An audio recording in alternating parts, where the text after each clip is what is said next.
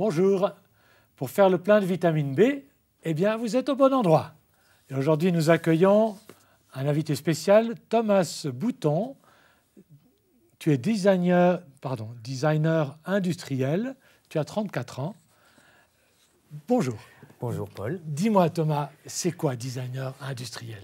Ça consiste à faire quoi? Alors designer industriel, en fait, c'est un métier à la fois artistique et technique, et ça consiste en fait à mettre sa sensibilité artistique au service de l'industrie. Donc ça peut être dessiner des nouveaux ordinateurs, dessiner, concevoir des nouvelles voitures, concevoir des nouveaux intérieurs de train.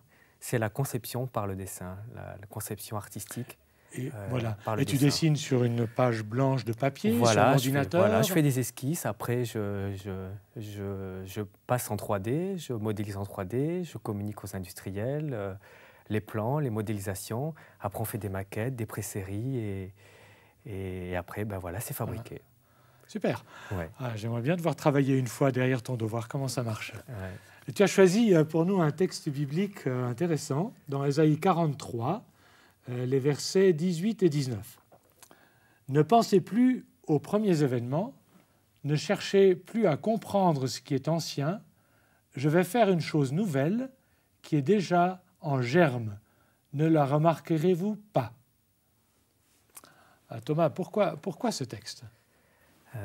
Alors, en fait, ce texte, j'avais envie de le partager parce que en 2003, en septembre 2003, j'étais donc salarié dans une agence de design. Donc, j'avais un épanouissement professionnel. J'ai dessiné pour des grandes marques. Et cependant, j'avais quand même une frustration, c'est que dans ma relation avec Dieu, j'avais soif de renouveau. Oui. Et on peut réussir professionnellement, surtout quand on fait un métier où on est passionné. J'estime que c'est un privilège. Mais on peut quand même avoir aussi une certaine insatisfaction. Et c'était ton cas. Voilà. Et alors, qu'est-ce qui s'est passé? Voilà. Et donc, je me suis mis à... Ce verset m'est venu en tête un jour, je ne le connaissais pas, et je me suis mis à l'illustrer en tableau, en fait. Ce verset, je l'ai peint, et je voyais, en fait, comme un plan un peu bouché, et puis dans ce plan, il y avait comme une fente, et j'ai mis du vert derrière. Oui. Parce que c'est des choses en germe. Et ce qui m'a plu, c'est que dans ce verset, en fait, Dieu nous montre qu'on a toujours une nouvelle chance, même si on a fait des choix, des fois pas forcément judicieux, ou quand on a des domaines dans la vie où on attend des réponses de Dieu, on ne sait pas trop. Donc on peut laisser son passé derrière, les choses anciennes. Voilà. Et en s'ouvrant à lui, il peut faire germer des choses nouvelles. Oui, voilà. Et c'est ce qui s'est passé voilà. pour toi? Et ce qui me plaisait dans ce verset, c'est que quand on a des frustrations ou des inquiétudes dans un domaine de la vie, on a peut-être tendance des fois à vouloir regarder en arrière, voilà, et basculer dans la nostalgie. Et par exemple, penser aussi aux bénédictions passées. Et c'est vrai, c'est vrai que Dieu bénit, Dieu nous encourage. Mais au travers de ce verset aussi, ce qui me plaît, c'est que c'est comme Dieu, en tant que Père, qui s'adresse à moi en tant qu'enfant. Regarde, j'ai préparé des nouvelles choses. Regarde, elles sont déjà en germe. Tu n'as plus qu'à les déterrer, à les découvrir. Alors tu l'as peint dans cette fente, le verre, mais tu l'as vécu après, pour toi, ce renouveau que tu cherchais? Oui, je l'ai vécu sur un plan relationnel, parce que quelque part, dans le milieu chrétien, j'ai pu... rentrer dans des ministères de relations d'aide aussi, donc ça m'a beaucoup ouvert sur les relations avec les chrétiens, quels que soient les mouvements et les églises. Et puis aussi, quelque part, j'ai compris aussi, au travers de ce verset, une nouvelle dimension dans ma relation avec Dieu, en tant que Père, et en tant un Dieu qui prend souci dans notre quotidien, et qui prend en considération aussi nos aspirations profondes, pas simplement professionnel, et qui a des projets pour nous. Et ce qui me plaisait, c'était un horizon. Voilà. On a toujours des horizons. Dieu prépare toujours des nouvelles chances pour nous. Et on a, même si on ne voit pas tout de suite, même si on ne comprend pas tout de suite. Mais tu peux donner un mot qui nomme cet horizon nouveau qui s'est ouvert pour toi, des noms? Donc c'est les relations avec les autres, c'est les autres églises? Oui, voilà, c'est des bouffées d'oxygène. Et dans ton métier, il y a eu un impact, ou peu ou pas? Oui aussi, parce que quelque part, au travers de mon métier, c'est aussi créer, anticiper sur l'avenir. Et il y a aussi une qualité de visionnaire. On voit avant les autres et on anticipe. Et quelque part, c'est excitant dans le bon sens du terme parce qu'on construit des choses. On a des projets, on se projette. Et avec Dieu, c'est pareil. C'est une vie d'aventure. C'est pas monotone. Il y a des perspectives, il y a des horizons. Et c'est excitant, en fait. Et c'est ça qui est bien. C'est que c'est un vrai challenge, mais en même temps, c'est pas une vie monotone. Avec Dieu, c'est une vie d'aventure. Tu donnerais quelques exemples de défis, de perspectives nouvelles? Un exemple. Donne un exemple concret. Sur un exemple professionnel, j'ai quand même passé des moments très durs parce que pourtant j'ai fait une très bonne école à Paris, oui. J'ai quand même été 1 an et 4 mois au chômage. Et un jour, j'ai fait une candidature spontanée et les choses se sont enchaînées très vite et j'ai pu après professionnellement évoluer. J'ai démarré en faisant des petits grippins.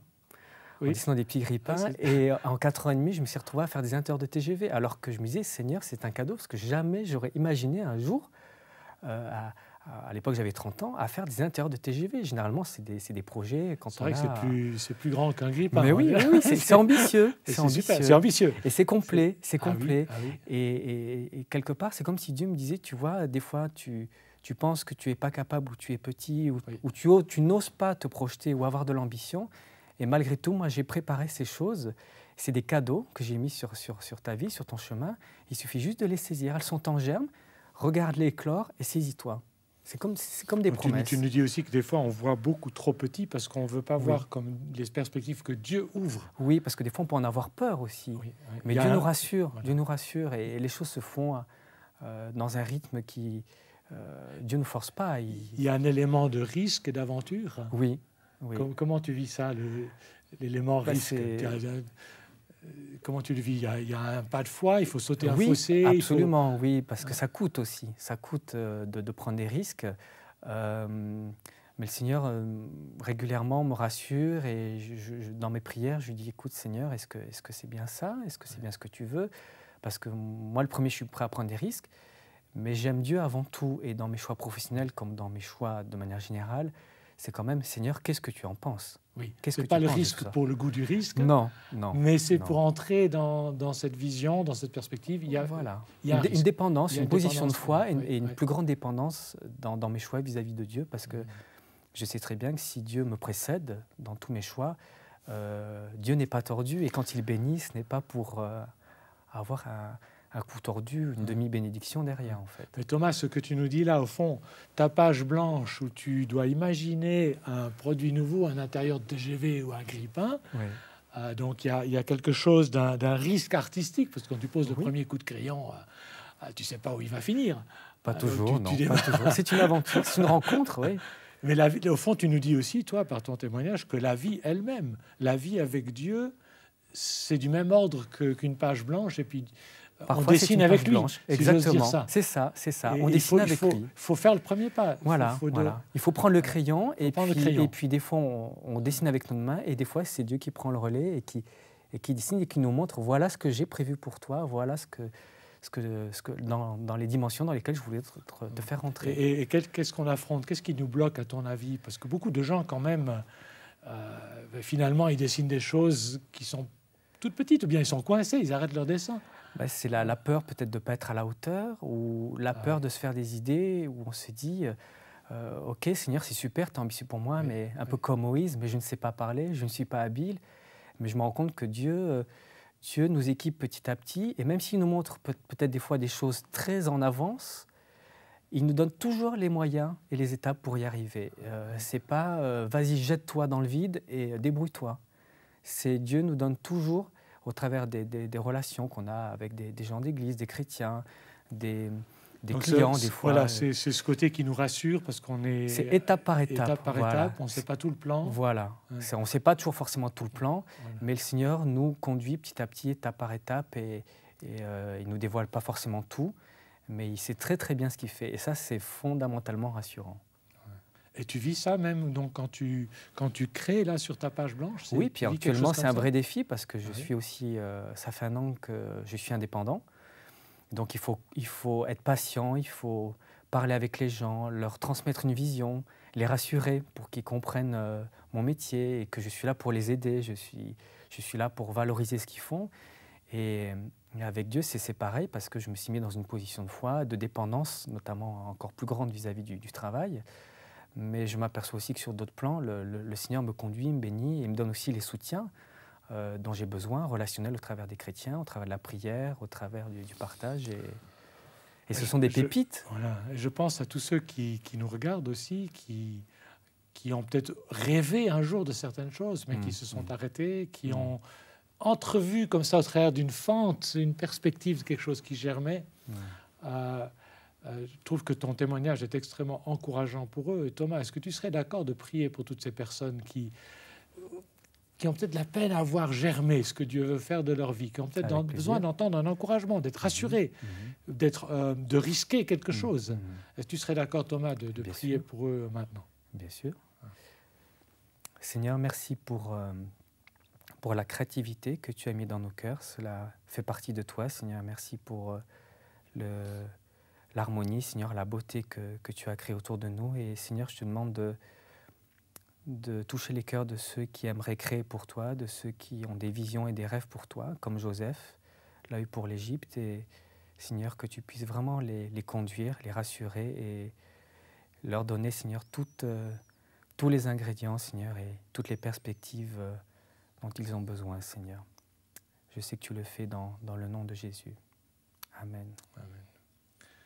Merci beaucoup, Thomas. Merci, Paul. Merci à vous tous et soyez stimulés dans votre créativité, dans vos rêves, quand nous avons un Dieu créateur et qui est avec vous quand vous dessinez votre vie.